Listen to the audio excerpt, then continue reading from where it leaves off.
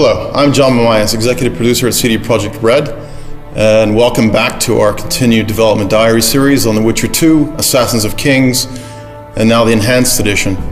Today we're going to delve into some of the new features we've created for the Enhanced Edition.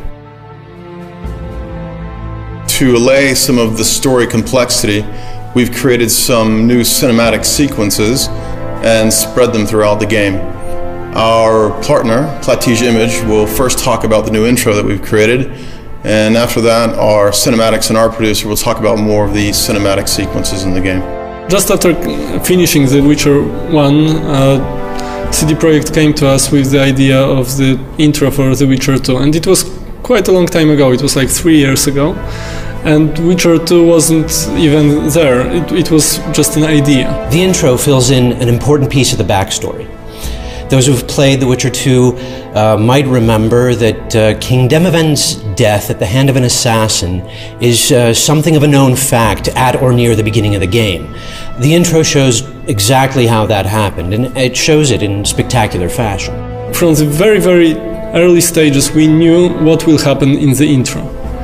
We also quite early knew where it will happen, because the idea of the action happening on the boat was very early in the process, and it came directly from CD Projekt.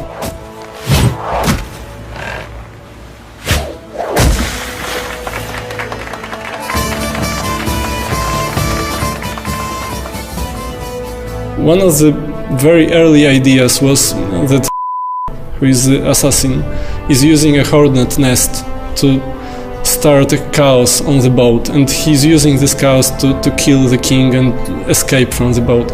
But I wasn't sure that it would really work as a cinematic experience, and after some discussions with Adam Badowski and some other people in CD Projekt, we came with the idea of the ice bomb.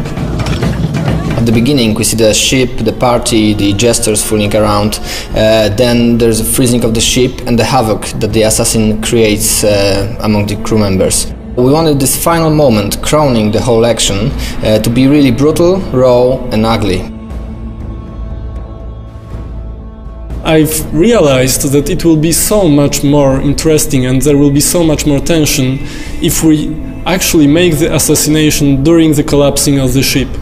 And this idea was very late in the process. It was after all these stages of acceptation, and it already changed everything, but we loved it so much in Plattige, and the people in CD Projekt also loved the idea, that we decided like a week before the start of the production to change this detail, which actually changed everything.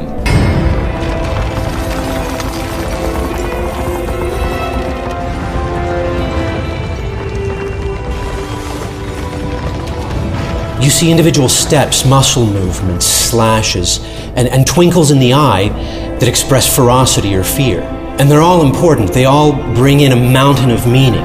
They suck you in and draw you to the edge of your seat, and bam, 3.5 minutes and you know you're gonna have one badass motherfucker to contend with.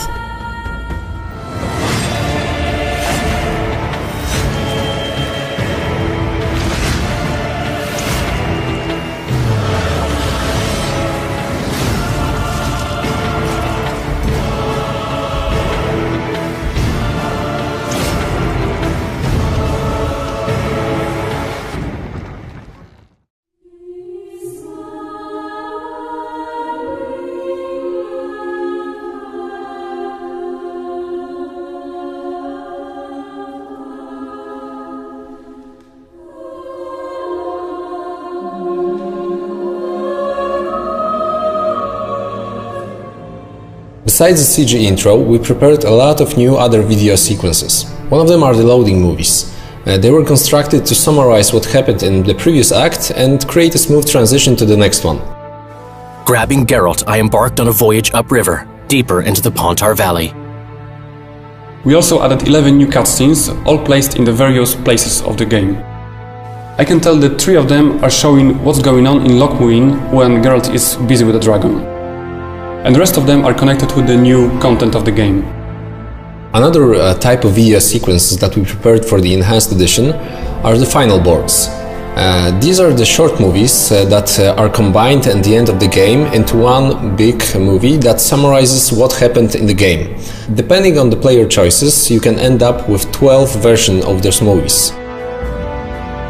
Especially for this part of the game, we composed new music and recorded it with a live choir.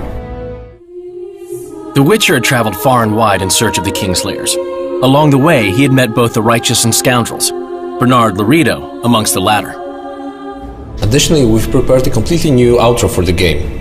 It was fully rendered on our own technology, Red Engine. And right from the start we decided it was going to take place in a whole new location, so yeah, we created a whole new location for it, which includes like new trees, new bushes, everything, just to have it geologically different.